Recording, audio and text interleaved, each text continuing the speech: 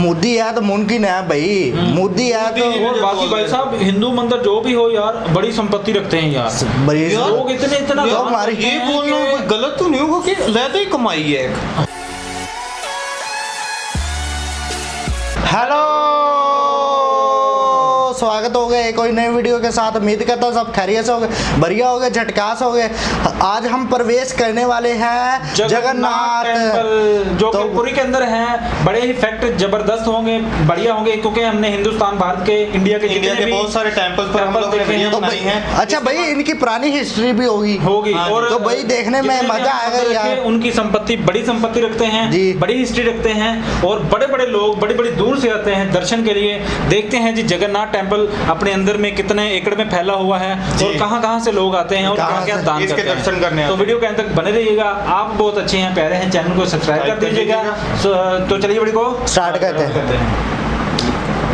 मंदिरों का देश कहा जाए तो गलत नहीं होगा। ये ऐसा देश है जहां पर लोग श्रद्धा और आस्था के लिए इन मंदिरों को दिल खोलकर दान देते हैं और चढ़ावा चढ़ाते हैं। आज भी देश में ना जाने कितने ऐसे मंदिर हैं जहां पर कोई नहीं जानता कि कितना सोना, पैसा और बाकी चीज दान में आती है, लेकिन बात अगर हम देश के बड़े बड़े मंदिरों की करें तो वहां पर गिनती होती है।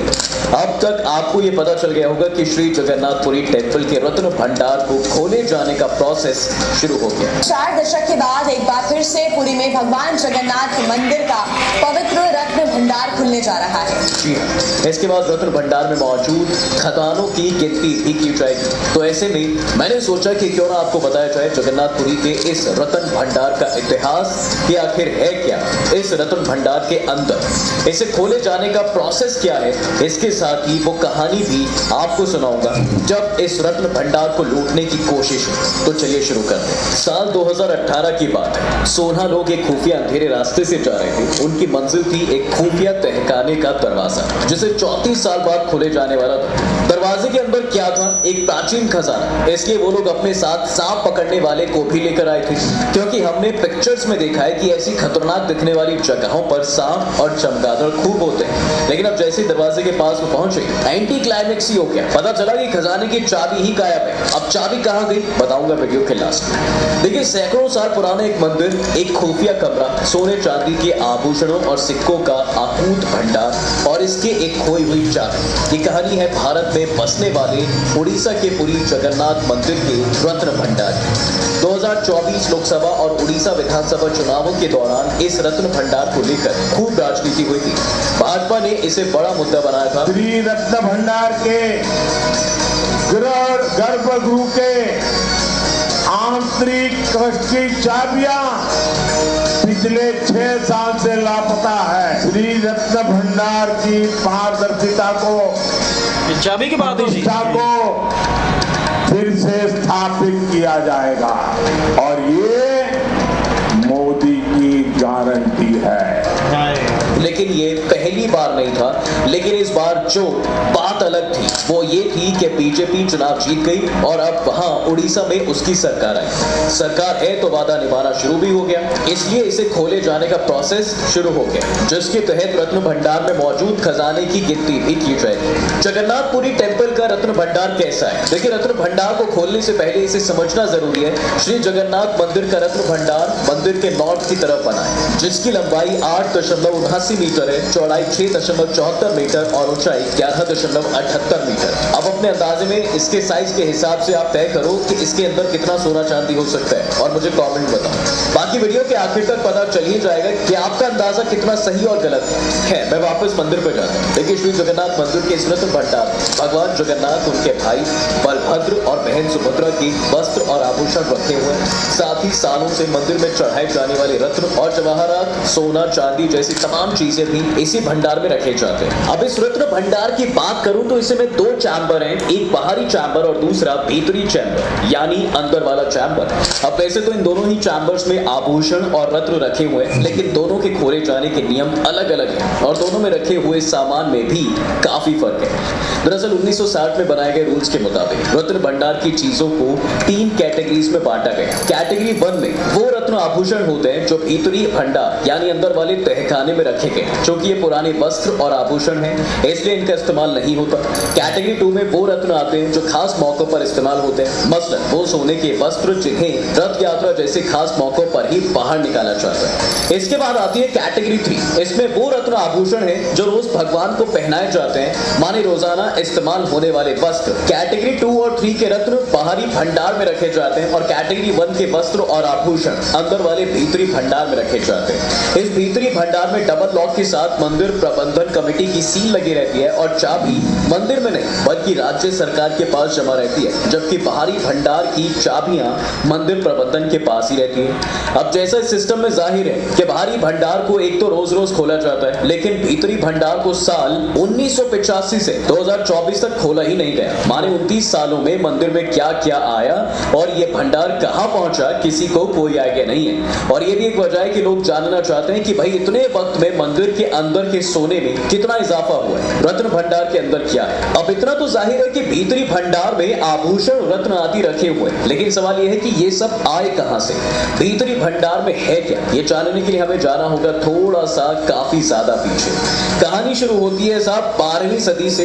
एक जगह हुआ करती थी कलिंग, वहां पर तब गंगा वंश के राजा अनंत वर्मन चौड़ गंगा का राज हुआ करता था। इसे ही आज हम उड़ीसा के नाम से जानते हैं। यहाँ जो जगन्नाथ मंदिर का रूप आज आप देखते हैं वो इन्होंने ही बनवाया था। इसके साथ ही मंदिर को सोने के हाथी, घोड़े, फर्नीचर, बर्तन और बेशकीमती रत्न भी दान दिए गए थे, जिसके चलते ये मंदिर 12वीं सदी से ही सोने चांदी से भरा रहा। और सिर्फ यही नहीं बल्कि आगे कई राजाओं ने मंदिर को दिल और तिजोरियां खोलकर ढेर सारा अनुदान दिया। जगन्नाथ मंदिर के ऐतिहासिक दस्तावेज मतला पंजी के मुताबिक राजा अनंत भीम देव ने श्री जगन्नाथ को लगभग 14.5 लाख ग्राम सोना दान में दिया था, जिनसे भगवान की मूर्तियों के आभूषण बनाए गए। इनके बेटे और गंगा वंश के अगले राजा का नाम था नरसिंह देव, जिन्हें मेडिवल पीरियड के सबसे ताकतवर राजाओं से एक माना जाता है। बख्तियार खिलजी का नाम आपने सुना ही होगा, वही बख्तियार खिलजी जिसने बिहार में कई यूनिवर्सिटीज को खत्म कर दिया था। बख्तियार खिलजी के बाद तुर्क और अफगान हमलावर लगातार बंगाल पर हमला करते रहे। ऐसे में नरसिंह देव ने ही बंगाल पर आक्रमण कर इनका सफाया कर दिया था। इनके वक्त में कई मंदिरों का निर्माण भी हुआ, मसलन कोणार्क का फेमस सन टेम्पल इन्होंने ही बनवाया था। इतना ही नहीं, नरसिंह देव ने ऐलान कराया था कि भगवान जगन्नाथ इनके साम्राज्य के असली राजा हैं और वो खुद उनके रिप्रेजेंटेटिव हैं। आगे बढ़े तो गंगा वंश के बाद कलिंग पर सूर्यवंशी राजाओं का राज शुरू हुआ। इन्हें गजपति के नाम से भी जाना जाता है। गजपति साम्राज्य की स्थापना राजा कपिलेंद्र देव ने की थी। ये साम्राज्य बंगाल से लेकर दक्षिण में कावेरी तक फैला हुआ था। राजा कपिलेंद्र के बारे में एक शिलालेख में जिक्र मिलता है कि दक्षिण के अभियान के बाद जब वो वापस लौटे तो वो अपने साथ सोलह हाथियों में लाद कर सोना लाए थे और ये सारा सोना उन्होंने श्री जगन्नाथ को दान कर दिया था। 14वीं और 18वीं सदी के बीच इस रत्न भंडार में इतना सोना जमा हो गया था कि इसे लूटने की कोशिश हुई। ये कोशिश भी एक या दो बार नहीं बल्कि 18 बार हुई। जगन्नाथ मंदिर को लूटने की कोशिश किसने की? देखिए, जगन्नाथ मंदिर के रत्न भंडार को लूटने की कोशिशों में सबसे बड़ा नाम जो आता है वो है काला पहाड़ का। अब सवाल आता है कि ये कौन थे? साल 1568 की बात है। बंगाल पर तब कररानी वंश का राज था। इनकी शुरुआत शेर शाह सूरी के एक मुलाजिम ने की थी। कररानी वंश के राजा सुल्तान सुलेमान ने उड़ीसा पर आक्रमण किया। ये जिम्मेदारी दी उन्होंने अपने बेटे बायजीत को और उनके साथ भेजा एक मिलिट्री जनरल जिसे आगे चलकर काला पहाड़ के नाम से जाना गया। काला पहाड़ ने उड़ीसा के राजा मुकुंद देव को हरा दिया और उड़ीसा पर कब्जा कर लिया। इसी वक्त काला पहाड़ ने श्री जगन्नाथ के रत्न भंडार में भी लूटपाट मचाई थी। इसके अलावा औरंगजेब के दौर में भी एक फरमान का जिक्र मिलता है जिसमें औरंगजेब ने जगन्नाथ मंदिर को तोड़ने के आदेश दिए थे। ये फरमान पूरा तो नहीं हुआ, लेकिन औरंगजेब की मौत तक मंदिर को बंद करना ही पड़ा था। इसके अलावा भी मंदिर पर अटैक की कई कोशिशें हुई। कई बार मूर्तियों को दूसरी जगहों पर छिपाना पड़ा और रत्न भंडार को भी नुकसान हुआ। बहरहाल सल्तनत बदली, जमाना बदला, लेकिन मंदिर और उसका रत्न भंडार आज भी वही है। अब आते हैं मेन सवाल पर कि आखिर रत्न भंडार में कितना खजाना है। देखिए, अब जब गिनती पूरी हो जाएगी तो एग्जैक्ट पता चल ही जाएगा, पर अगर हम सबसे पहली बार की बात करें तो अंग्रेजों के वक्त में पहली बार रत्न भंडार का एक डिटेल सर्वे हुआ था। साल 1850 में पुरी के कलेक्टर ने रत्न भंडार का लेखा जोखा तैयार करवाया था, जिसके मुताबिक तब इसमें सोने और चांदी के 64 आभूषण, 124 सोने के सिक्के, 1297 चांदी के सिक्के, 106 तांबे के सिक्के, 24 सोने की मोहरें और 1333 वस्त्र थे। जिसके बाद 1952 में एक और बार इन्वेंट्री तैयार की गई। तब रत्न भंडार में 146 चांदी के आइटम्स और 180 प्रकार के सोने के आभूषण थे, जिनमें से कई तो 100 तालों से भी ज्यादा भारी थे। रत्न भंडार की चीजों को सुरक्षित रखने के लिए साल 1954 में सरकार ने श्री जगन्नाथ टेम्पल एक्ट पास किया, जिसमें कुछ नियम बनाए गए। ये वही नियम है जो हमने आपको पहले बताए थे। इन नियमों के तहत ही टाइम टू टाइम भंडार को खोले जाने और आभूषणों के रख रखाव की व्यवस्था बनाई गई थी, लेकिन ये काम सही से नहीं हुआ। इसलिए साल 1978 में उड़ीसा सरकार ने गवर्नर बीडी शर्मा की अध्यक्षता में एक कमेटी बनाई जो मंदिर को सही मैनेजमेंट के लिए सुझाव दे सके। इस कमेटी ने आखिरी बार रत्न भंडार के रत्नों की इन्वेंट्री बनाई थी। इस आखिरी इन्वेंट्री से पता चलता है कि भीतरी रत्न भंडार में 43.64 किलो के 367 सोने के जेवर और 148.78 किलो के 231 चांदी के जेवर थे। भीतरी रत्न भंडार को आगे 2 बार और खोला गया था, साल 1982 और 1985 में। हालांकि तब इन्वेंट्री नहीं की गई थी, माने लिस्ट को अपडेट नहीं किया गया था और इसके बाद भीतरी भंडार को कभी खोला ही नहीं गया। अब आते हैं चाबी गायब वाले किस्से पर। अब 1984 के बाद भीतरी रत्न भंडार खोला ही नहीं गया था, इसलिए साल 2018 में उड़ीसा हाई कोर्ट ने भंडार को खुलवाने का आदेश दिया ताकि कमरे की मरम्मत जैसी जरूरी चीजें की जा सके। उधर एएसआई को कमरे का सर्वे भी करना था, ये देखने के लिए कि भीतरी भंडार के आभूषणों को रख रखाव या मरम्मत की जरूरत तो नहीं। ऐसे में इसे खोलने का प्लान किया गया और एएसआई कमरे को खोलने भी जा रही थी कि तभी पता चला कि भाई चाबी तो गायब है। अब नियम के हिसाब से चाबी गवर्नमेंट ट्रेजरी के पास होनी चाहिए थी, लेकिन डिस्ट्रिक्ट मजिस्ट्रेट की तरफ से कहा गया कि चाबी गायब है। हो हल्ला मचा ही था कि अचानक एक दिन कहा गया कि जिले के रिकॉर्ड रूम में डुप्लीकेट चाबी सीलबंद लिफाफे में मिल गई है। अब यहाँ पर दिक्कत और बढ़ गई, नियमों के हिसाब से डुप्लीकेट चाबी होनी ही नहीं चाहिए थी, तो फिर ये कहां से आई? यहाँ से मामले ने तूल पकड़ना शुरू किया। काफी हंगामे के बाद तत्कालीन मुख्यमंत्री नवीन पटनायक ने जांच के आदेश दिए। रिटायर्ड जज की अध्यक्षता में कमेटियां भी बनाई गई, वो भी एक नहीं 2 बार। एक कमेटी ने रिपोर्ट सौंपी, लेकिन उसे पब्लिक नहीं किया गया। दूसरी कमेटी की जांच पूरी होती, इससे पहले ही 2024 उड़ीसा विधानसभा चुनावों का रिजल्ट आ गया और नवीन पटनायक सरकार की रुखसती हो गई। नई सरकार में भीतरी भंडार को खोले जाने का प्रोसेस शुरू हो चुका है, जिसके तहत और नए सिरे से रत्नों की गिनती होगी और एक नई इन्वेंट्री बनाई जाएगी। इसके बाद ही पता चल सकेगा कि अभी रत्न भंडार के अंदर क्या क्या रखा हुआ है। वैसे इस पूरी वीडियो में जो चीज मुझे समझ में नहीं आई वो है डुप्लीकेट चाबी। आपको क्या लगता है कि ये चाबी की कहानी क्या हो सकती है? कमेंट में जरूर हमें भी लगता है भाई, हमें भी लगता है कि चोर था। चोर था चोर था भाई। जिसने डुप्लीकेट चाबी बना के रख दी होगी, ओरिजिनल जो है उससे काम चला लिया होगा भाई।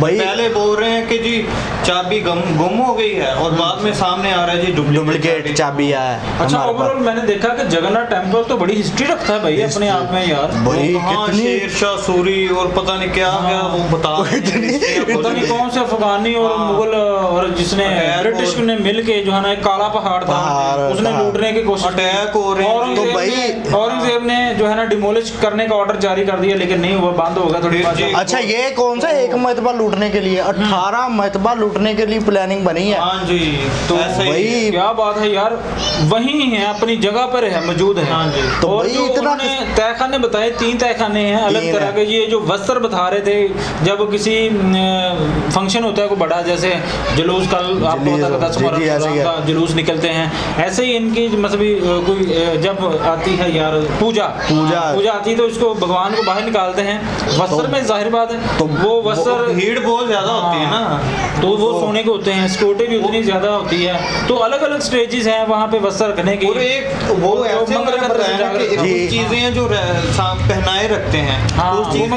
रखनी होती हैं। हाँ। और कुछ होती हैं जो यानी कि कोई त्योहार पे निकालते हैं, निकाली जाती है, फिर निकालते हैं। तो जैसे भाई ये देख चीजें हैं। 1985 से लेकर 2024 तक किसी ने खोला ही नहीं भंडार मंदिर यार, खोला ही नहीं यार। मोदी जी ने कहा तो शायद वो खोले भाई, उसको यूटिलाइज करें। मोदी है तो मुमकिन है भाई, मोदी है तो। और बाकी भाई साहब, हिंदू मंदिर जो भी हो यार, बड़ी संपत्ति रखते हैं यार, बड़ी लोग इतना तो हमारी ये बोलना गलत तो नहीं होगा कि लहदा ही कमाई है।